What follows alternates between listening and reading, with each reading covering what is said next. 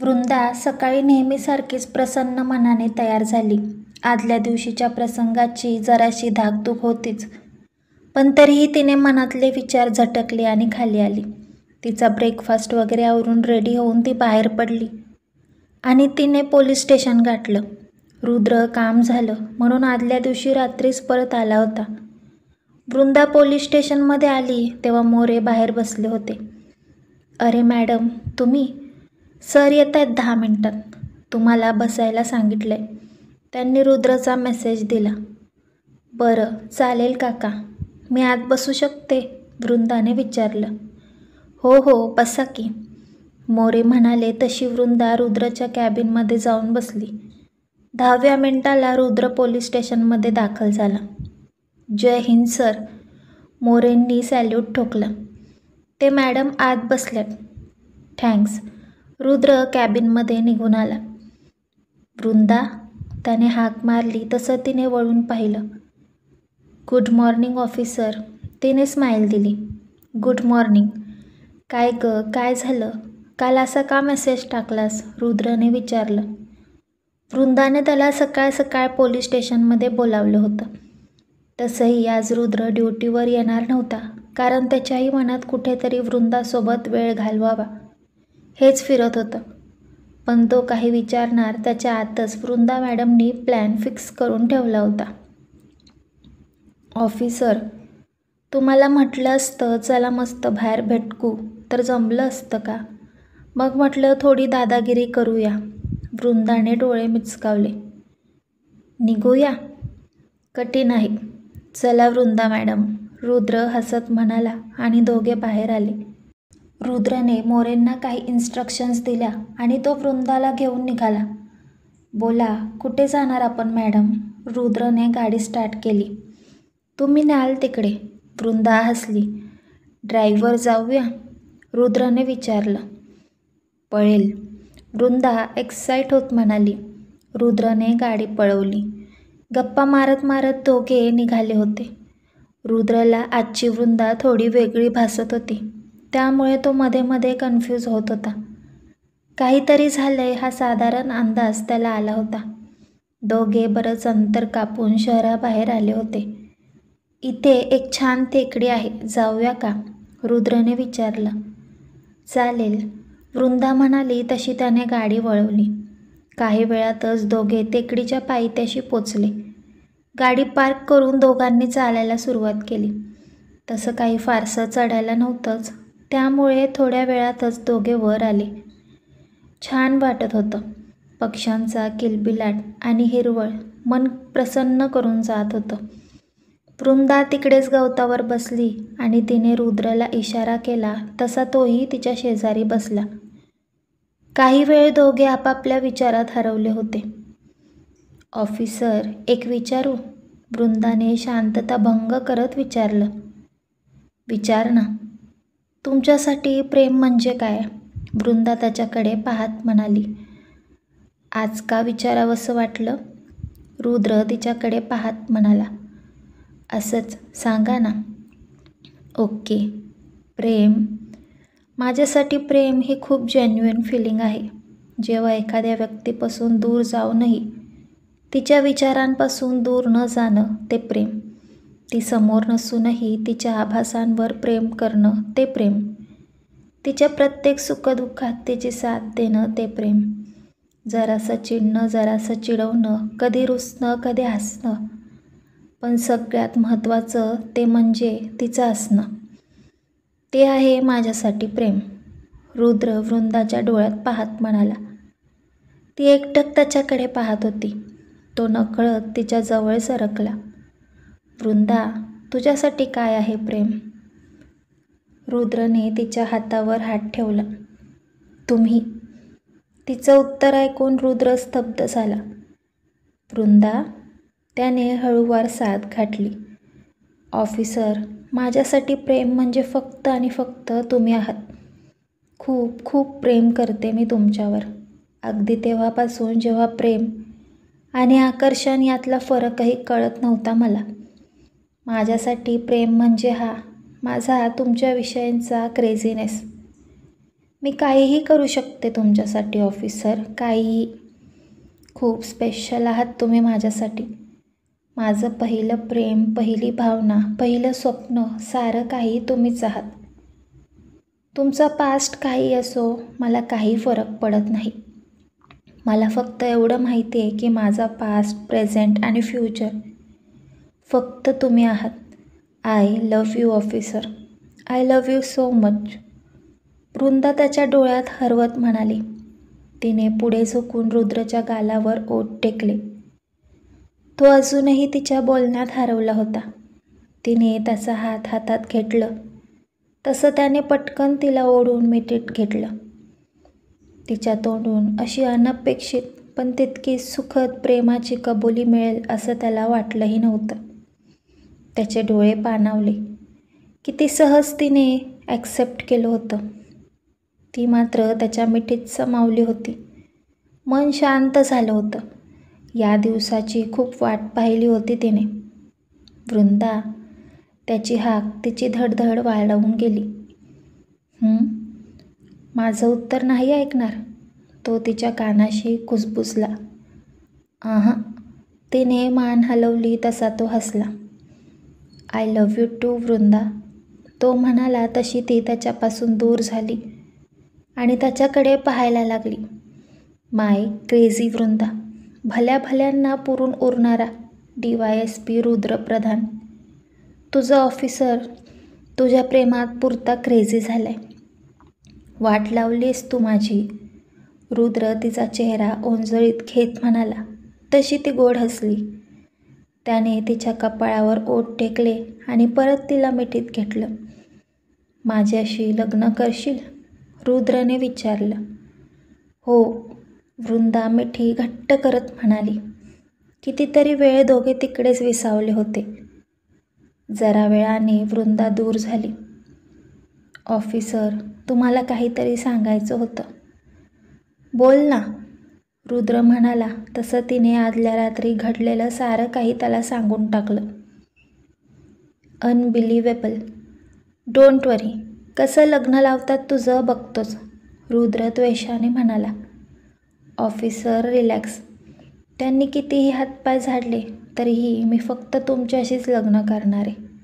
वृंदा हसून म्हणाली. सवाल का?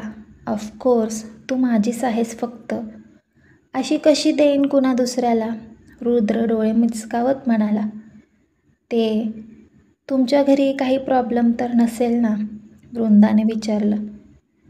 ते तर आता बोलल्यावरच कळेल. आजच बोलतो घरी गेल्यावर. मला थांबायचं नाही या वृंदा. लवकरात लवकर माझ्याजवळ हवीस तू. जास्त दिवस त्या देशमुखांच्या तावडीत तुला ठेवणं रिस्की आहे जाम.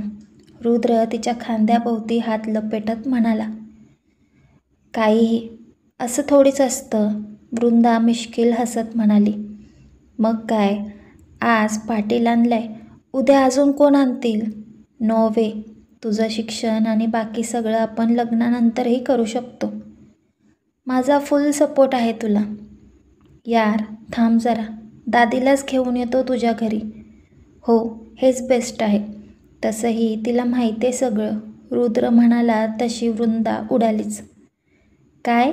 आजींना माहिती आहे? तिने डोळे मोठे केले. येस. रुद्र तिचे गाल ओढत म्हणाला. मी तिला सांगायच्या आधी तिनेच मला विचारलं. आणि हो, दीदीलाही माहिती आहे. मॉम तर तुझ्या प्रेमातच आहे. ती नाही म्हणायचा प्रश्नच येत नाही. तन्वी वहिनीला मी जुमानत नाही. आणि राहिले दादा आणि डॅड. आय थिंक त्यांना प्रॉब्लेम नसेल काहीच. वाव, खरंच? पण आमच्याकडे रिव्हर्स केस आहे. दादा सोडला तर कोणीच तयार होणार नाही. वृंदा तोंड वेंगाडत म्हणाली. असे कसे तयार होणार नाहीत? नाहीच ऐकलं तर दाखव दबंगगिरी. रुद्रने डोळा मारला तशी वृंदा खळखळून हसली. जरा वेळ गप्पा मारल्यावर भुकेची जाणीव झाली तसे दोघे खाली उतरले. रुद्रने त्याला माहीत असलेल्या तिकडच्या हॉटेलकडे गाडी वळवली. एरवीही तो वृंदासोबत फिरायचा, पण आजची जी फिलिंग होती ती बाप एकदम. वृंदाही आज हक्काने त्याचा हात पकडून बसली होती.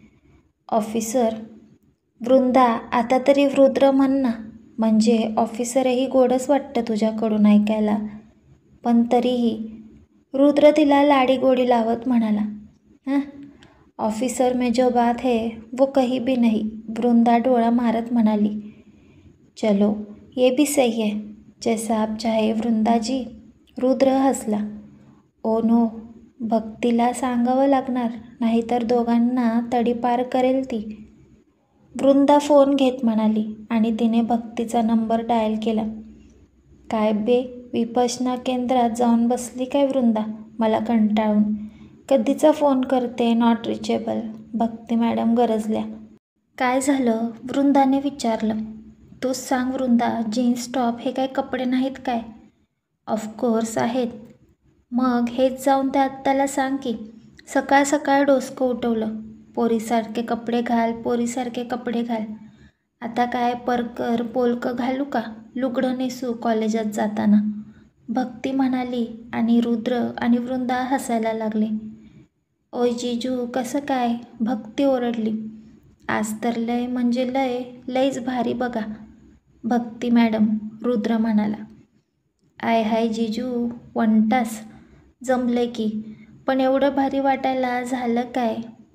एक मिनिट वृंदा, तू सांगितलं काय बे? भक्ती अतिउत्साही आवाजात ओरडत होती. वृंदा लाजली आणि रुद्र तिचं लाजणं पाहून घायाळ झाला. ओहो, ए बोला, आता कसं वाटतंय? गारगार वाटतंय? कसं वाटतंय? लय गार वाटतंय. भक्ती आनंदात उड्या मारत होती.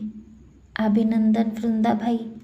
ओय जिजू, अभिनंदन, तुम्ही माझे ऑफिशियल जिजू झालात. अय भाई, ऐसी बात पे पार्टी तो बनती है. ओय होय, पार्टी तो बनती है. तिने गायला सुरुवात केली आणि रुद्र मुश्किलीने हसू दाबत होता. वृंदा त्याला डोळे मोठे करून दटावत होती. भक्ती, मी तुला करते हा नंतर कॉल, वृंदा म्हणाली. हां जी हां, चालू द्या गुल्लू तुमचं, भक्ती फिदी हसत म्हणाली. तसा वृंदाने कपाळावर हात मारला आणि फोन कट केला. येडं आहे हे, वृंदा गोड हसली. पण भारी आहे. एकदम बिनधास्त. तिच्याशी बोलताना विचार नाही करावा लागत, रुद्र म्हणाला. सो मग वृंदा मॅडम, काय विचार आहे? रुद्र खट्याळ हसला. कशाबद्दल? वृंदाने न कळून विचारलं. तेच, भक्ती म्हणाली ते, गुल्लू. रुद्र मिश्किल हसला. ऑफिसर, वृंदाने डोळे मोठे केले. अरे आता तुझ्याच बेस्टीने सजेस्ट केले, मी कुठे काय म्हणालोय? बाय द वे, काय गोड लाजतेस तू वृंदा. हाय, कलेजा खल्लास झाला. रुद्र छातीवर हात ठेवत म्हणाला तशी ती परत लाजली. वृंदा, एक छानसं गाणं म्हण ना आज माझ्यासाठी फक्त, रुद्र म्हणाला. म्हणते. वृंदाने विचार केला आणि रुद्रकडे पाहिलं. रुद्र तिच्या आवाजात एवढा हरवला होता की गाणं संपलं तरी त्याला कळलं नाही. नजर रस्त्यावर होती पण मन तिच्या गाण्यात अडकलं होतं. ऑफिसर, तिने हाक मारली. ऑसम. वृंदा, लग्नानंतर रोज रात्री एक गाणं माझ्यासाठी म्हणायचं हो. रुद्रने ऑर्डर सोडली. का नाही, अजून काही? वृंदा हसून म्हणाली. अजून बरंच काही, पण ते तेव्हाच सांगेन. रुद्रने डोळे मिचकावले. त्याच्या बोलण्याचा रोख लक्षात आला तशी वृंदा बावरली.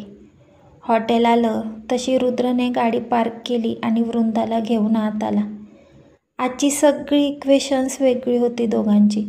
वृंदा तर आधीपासूनच रुद्रच्या प्रेमात होती, पण आज तोही त्याच्या प्रेमाची कबुली देऊन सुकावला होता. आता काहीही झालं तरी तो मागे हटणार नव्हता. आपल्यासारखंच आपल्यावर जीवापाड प्रेम करणारा जोडीदार असेल तर बातच न्यारी नाही का? तो दिवस दोघांनी सोबत घालवला.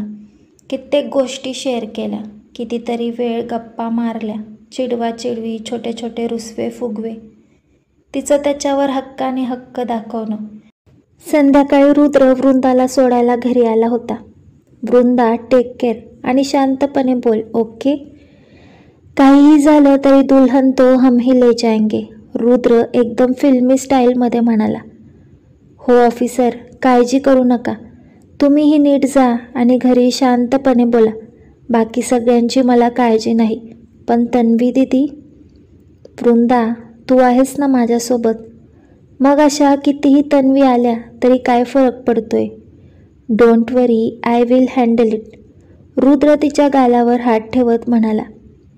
Bye officer. Love you. Vrinda हसून म्हणाली. थँक्यू. रुद्रने डोळे मिचकावले. थँक्यू? थँक्यू कोण म्हणतं लव्ह यू म्हटल्यावर ऑफिसर? वृंदा नाक मुरडत म्हणाली. मस्करी करतोय ग राणी. Love you too. रुद्रने तिला फ्लाइंग किस दिला. तशी तिची कळी खुलली. त्याला परत बाय करत ती आत निघून आली आणि रुद्र निघून गेला घरी.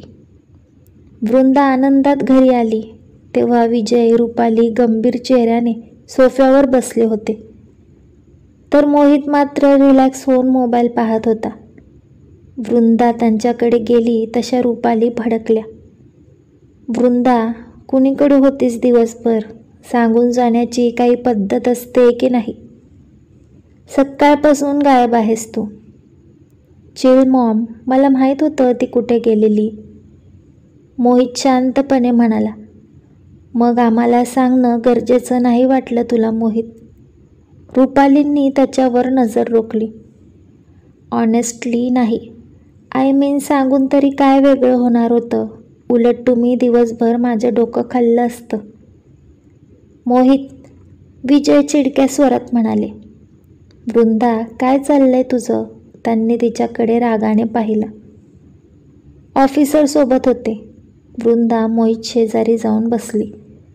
त्याने भुवया उंचावल्या तसं तिने थम्सअप करून दाखवलं आणि त्याने मोठी स्माईल दिली. वृंदा, लाज नाही वाटत का? इकडे आम्ही तुझ्या लग्नाचं पाहतोय आणि तू तिकडे त्या मुलासोबत. रुपाली बोलत होत्या की वृंदाने त्यांना थांबवलं.